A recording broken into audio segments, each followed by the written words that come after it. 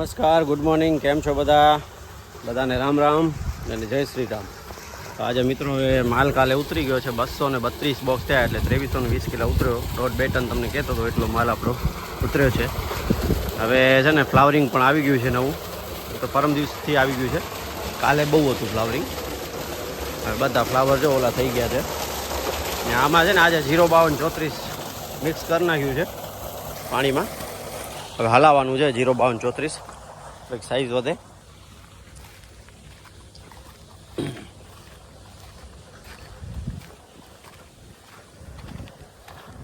આ જો અમુક ફ્રૂટ દેખાય તો છે આનામાં. હવે એ કાલે કે પરમ દિવસે ઉતારશું.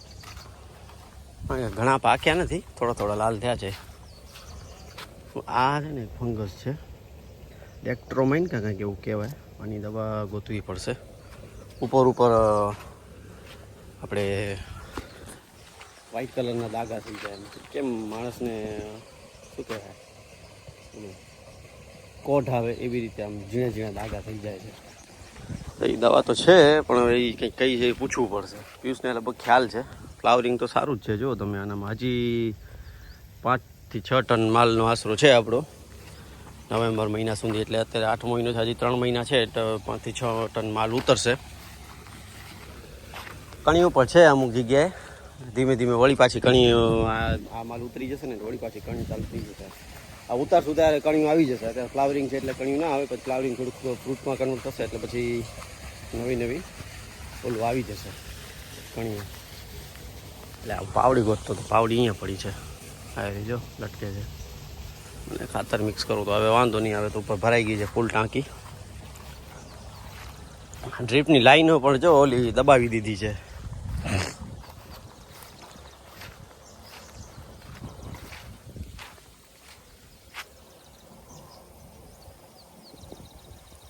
પડે તો છે ધીમે. અડધો કલાક જેવો થયો કર્યું છે ચાલુ. અને ધીમે બધું થઈ જશે. તો સામે ત્યાં સુસવાટા મારે છે. જો ત્યાં એક નાનકડી શેડ ઉડે છે. થાય હવે આમાં બધે ચેક કરવા જઈએ છીએ ને તો બહુ ટાઈમ લાગી જાય છે. આટા મારવા પડે. જેના કરતાં ક્યાંક થોડું મોટું મેજર લીકેજ હોય તો કરવું પડે ને તો ખાતર વેસ્ટ જાય. બાકી બેડ ઉપર જ પડતું હોય ને તો વાંધો ના આવે.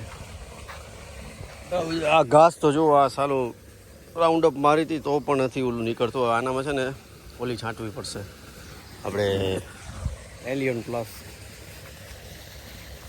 કાઠું છે બહુ માં. આજકાલે છે ને ટ્રેક્ટર હલાવે છે ને દબાઈ ગયું છે. આ છે ને ધામોરી કહેવાય. આ જે ઝીણું પત્તાવાળું ખડ છે ને જે આ ખડ, આ બહુ ખરાબ વસ્તુ છે. નીકળવાનું નામ ન લે. આને છે ને વ્યવસ્થિત રીતે ટ્રીટમેન્ટ કરવી પડશે. બધું કાઢવું પડશે એકદમ વ્યવસ્થિત રીતે. આ ટાંકો એક ભરાઈ જાય પછી બીજા ટાંકામાં આપણે ખાતર હલાવી દઈએ. આજે અડધો કલાક એક ટાંકો જવા દઈએ ને પછીના ટાંકામાં ખાતર હલાવી. અમે આજે બીજું કાંઈ કામ છે નહીં. રાજને એ લોકોના છે ને 28-30 કેરેટ કાલે ગ્રેડિંગ કરવાનું બાકી હતા. તો હવે આજે જવા દેશે. ભરતભાઈનો એક આખો ભાગ બાકી હતો. 167 બોક્સ થયા હતા એના.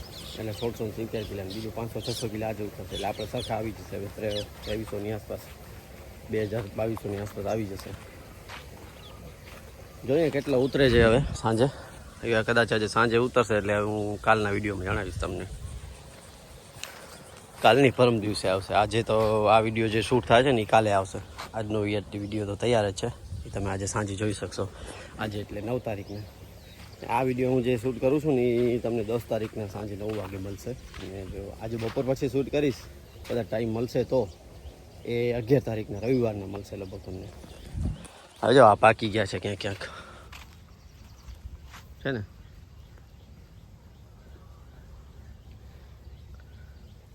બાકી એલિયન પ્લસનું રિઝલ્ટ તો સારું છે એ જોયું.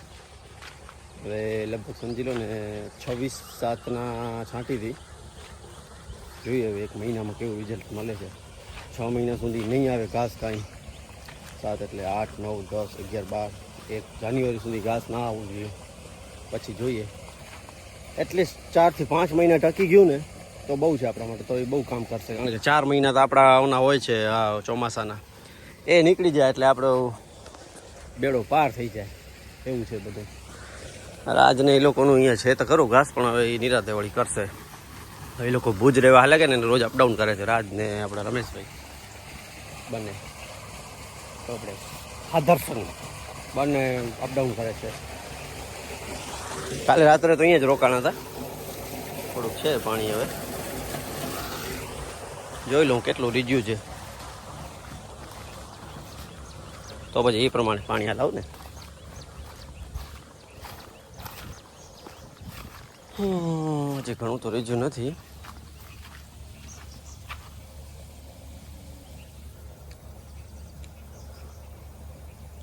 અડધો કલાક જેવું હલાવી તો ચાલે. પાણી તો અહીંયા આવી ગયું છે ઘણું છે ને. આના પછીના ટાંકામાં હલાવી દઈએ. ભાઈ મોટર બંધ કરી ટાંકો ભરવા દઈએ. એ પ્રોબ્લેમ એ છે 4ની લાઈન છે ને નાની પડે. અહીંયા છે ને 6 કે 8ની લાઈન જોઈતી હતી મારે.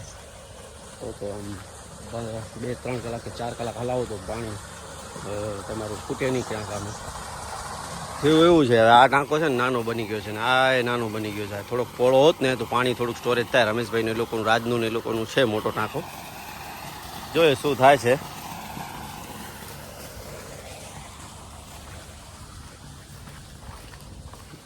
આ લાઈનમાં ફ્લાવરિંગ સારું આવે છે ને એમ થતું હતું છાંયામાં છે ને નથી આવતું, એટલે પછી એમને એમ થયું કે આ લાઈન તો અમે કાઢી જ નાખી હતી. પણ ના, ફ્લાવરિંગ સારું છે, ફ્રૂટે સારા ઉતર્યા છે.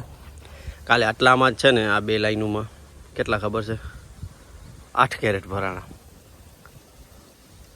2-3 કિલોનું એવરેજ, 2-2.5 કિલોનું એવરેજ આવ્યું એક થંભલામાં. કાલે 1010 થંભલા છે, તમે ગણતરી કરી લો 2 કિલોની આસપાસ આવશે. 2-2.5 કિલો 2320 કિલા થયા છે. એ રીતે સેટિંગ છે. જો ફંગસ ક્યાંક ક્યાંક છે. હવે તડકો આવશે ને એટલે ફંગસ થવા માંડશે. માપની આવશે. ઉનાળામાં જે ફંગસ આવે ને એ શિયાળામાં નહીં આવે. અને પછીને જે 2 મહિના છે એ શિયાળાનું ચાલુ થશે.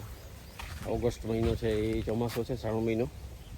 પછી 9મો મહિનો આવશે, ભાદરવો મહિનો. એમાં આવે ક્યારેક વરસાદ પડે ને ના પડે ને એવું થાય એટલે એ નીકળી જાય. એટલે પછી ઓક્ટોબર મહિનાથી પ્રોપર શિયાળો ચાલુ થવા મળી જશે. ઓક્ટોબરમાં ધીમે ધીમે ઠંડી પડવા માંડશે. પછી નવેમ્બરમાં થોડુંક ઠંડુ થશે. ડિસેમ્બર, જાન્યુઆરી, ફેબ્રુઆરી એકદમ ઠંડા.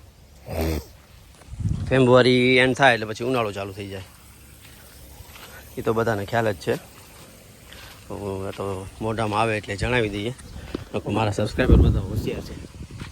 આપણા કલ્પેશભાઈ, ભગત ને એ બધા આપણા સબસ્ક્રાઈબર છે, ગોલ્ડન સબસ્ક્રાઈબર છે. એને બધાને થેન્ક યુ. આપણા વિડીયો રોજ જુએ છે અને કમેન્ટ જણાવે છે શું છે શું નથી. વિડીયોમાં કંઈ મિસ્ટેક છે મેં એને કીધેલું જ છે, કંઈ હોય પ્રોબ્લેમ. પણ એ લોકો છે ને વારે ઘડી મને ઓડિયોની જ કમ્પ્લેન કરતા હોય. પણ ઓડિયોમાં એવું છે હવે બધું શું કહેવાય તંતર જંતર બધું ભેગું લેવું પડે. હવે એક ઓડિયોવાળું મારા પાસે માઇક છે ને, ઓલું ડીજી લિંકનું છે, 2-in-1 છે. એક રિસીવર છે ને 2 ટ્રાન્સમીટર છે. તો હવે એ એક ટ્રાન્સમીટર મને અહીંયા લગાવવું પડે, એ ઉપર માઉન્ટ કરવું પડે કેમેરામાં. એના માટે મને ટ્રાયપોડ નાખવું પડે. એટલે થોડુંક મગજમારીવાળું કામ છે. આપણે છે ને ચાલતે વ્લોગ બનાવી એવા છીએ એટલે વાંધો નહીં. ક્યારેક ટાઈમ હોય તો હું એ પણ કરું છું. કલ્પેશભાઈ તમારી વાત 100% સાચી છે. થોડાક દિવસ ખમો પછી હું રેગ્યુલર બધા માઇકમાં જ વિડીયો બનાવીશ. નાનું માઇક આવે છે ડીજી, આપણે એનું DJI-નું પણ થોડુંક કોસ્ટલી છે. જોઈએ આ છે મારા પાસે એક બ્લૂટૂથ માઇક પણ છે. હવે રેગ્યુલર એનાથી કરીશ ટ્રાય. નાનું માઇક આવે છે આટલું બ્લૂટૂથ માઇક. મેં વચ્ચે ટ્રાય કર્યો. એમાં થોડોક છે ને ઓડિયોનો પ્રોબ્લેમ, પણ વાંધો નહીં, આપણે ગેઇન કરી લઈશું સોફ્ટવેરમાં. આપણે એનામાં એડિટિંગ સોફ્ટવેરમાં કરી દઈશું, ચોક્કસપણે કરશું. તો ચાલો વિડીયોને અહીંયા કરીએ વિરામ. ચેનલ પર નવા હો તો ચેનલને સબસ્ક્રાઈબ કરી દેજો, વિડીયોને શેર કરજો, લાઇક કરજો અને બેલ આઇકન દબાવવાનું ના ભૂલતા. બધાને જય શ્રી રામ, હર હર મહાદેવ, આવજો.